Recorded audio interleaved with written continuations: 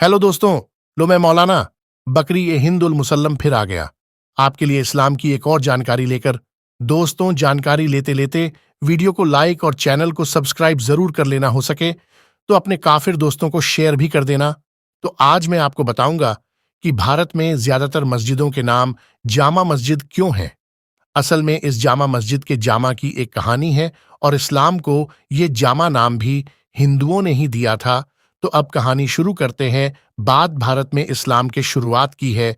तब मुसलमान भारत में इन बांग्लादेशियों और म्यांमार के रोहिंग्याओं की तरह घुसपैठ करके रहना शुरू कर दिया था, लेकिन भारतीय संस्कृति के संस्कारों और मर्यादाओं से अनजान ये जाहिल मुसलमान अपने रसगुल्ला हजरत मोहम्मद के कदमों पर चलते हुए उनकी ही तरह आपस में अपने घर की औरतों के साथ छिनरई करते रहते थे।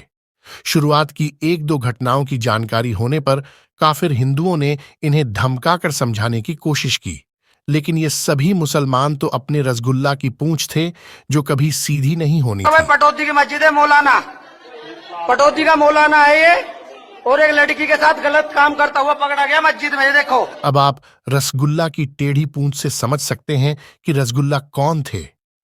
ये अंदर ही अंदर अपनी औरतों के साथ छिनरई करते रहे और आबादी बढ़ाते रहे। बहन भाई के अलावा आपस में क्या रिश्ते है आप लोगों का? जल्दी बताओ, टाइम जाया नहीं करो। बहन भाई के अलावा आपस में क्या रिश्ते है? गलत रिश्ता था। हाँ, गलत रिश्ता था। गलत रिश्ते है। हाँ जी, बताओ जी, बताएं बताएं। शाबाश, गलत रिश्ते है, वो भाई ने कह दिए। अब बताओ जी। तो तुम्हें शर्म नहीं आई? वो तुम्हारा सगा भाई है वो, तो तुम दोनों को शर्म दो। जवाब, गलती हो गई। गलती होगी। कितनी दफा उसके साथ तुम रिलेशन में रही हो? इतनी बेहूदगी, इतनी बेहयाई, एक सगी बहन का सगे भाई के साथ गलत रिलेशन है। लेकिन जब इन्होंने अपनी आबादी बढ़ने पर बाहर के हिंदुओं के साथ वही छिनरई करने का प्रयास किया तो हिंदू समाज आग बबूला हो गया। और फिर एक दिन, वो शुक्रवार का दिन था, सभी मुसलमान नमाज पढ़ने के लिए एक मस्जिद में इकट्ठा हो रखे थे। उस मस्जिद को काफिर हिंदू पजामा मस्जिद कहा करते थे, क्योंकि भारत में हिंदू धोती पहना करते थे और ये मुसलमान पजामा पहनते थे। मंदिर में जिस भगवान की मूर्ति होती है वह मंदिर उसी नाम से जाना जाता है, जैसे कि हनुमान मंदिर, शिव मंदिर।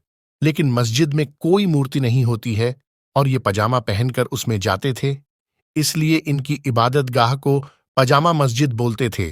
कि तभी एक दिन काफिर हिंदुओं ने एकदम से धावा बोल दिया और मस्जिद में ही एक एक मुसलमान को बांधकर खड़ा कर दिया। फिर उनका पजामा उतारकर उनके पिछवाड़े पर शहतूत की लकड़ी से उन सभी के पिछवाड़े का जेबरा बना दिया। मतलब जेबरा के शरीर पर जैसी लाइन होती है वैसी ही लाइन इनके पिछवाड़े पर बना दी। जिस मस्जिद में सबसे पहले इनकी पिटाई हुई थी वह मस्जिद भारत की पहली जामा मस्जिद कहलाई। इस मस्जिद को जामा इसलिए कहा गया क्योंकि उसमें इन मुल्लों की पजामा उतारकर पिटाई की गई थी। मतलब पजामा सिर्फ पिछवाड़े से उतारा गया था, इसलिए पिछवाड़े का पजामा में से हटा दिया गया। और उस दिन से इन हिंदू काफिरों के जुल्मों सितम को याद रखने के लिए हम मुसलमान अपनी मस्जिदों का नाम जामा मस्जिद रखते हैं। तो दोस्तों, ये जानकारी आपको कैसी लगी कमेंट करके जरूर बताएं। और इसी के साथ मैं मौलाना बकरी ए हिंद उल मुसल्लम आपसे विदा लेता हूं और जल्दी ही नई कहानी के फिर मिलूंगा।